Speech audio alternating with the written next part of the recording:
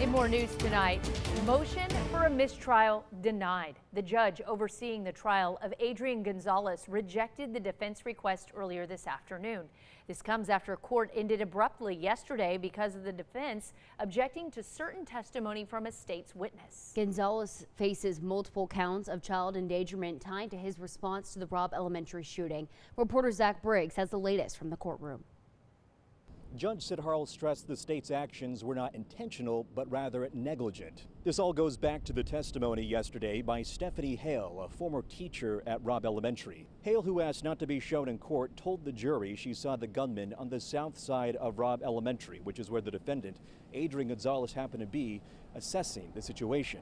And his testimony in contradiction to earlier statements she made to investigators. Shocking news for the defense team, which claimed it could negatively impact their case due to the absence of that evidence being provided leading up to the trial. Now, no jury in the courtroom today. The judge said the omission of that testimony by the state was not significant enough to affect trial strategy.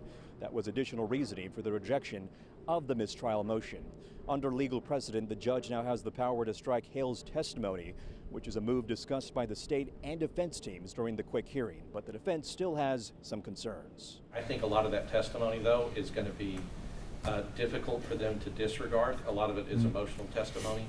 One of the things that we were thinking about as a remedy would be to allow us to play her statement to the Rangers in its entirety to the jury, so that they can hear what she said in the first 4 days. Well, I was going to give the option of, even if I exclude her testimony, you still, if you wish, could cross-examine her and do that. So it was agreed upon that the defense will cross-examine Stephanie Hale, and we'll see what the judge ultimately decides when it comes to excluding her testimony.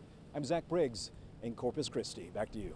And as mentioned, the jury returns to court tomorrow. You can watch the trial gavel to gavel, complete coverage, all with expert analysis and more on our free 6+ streaming app.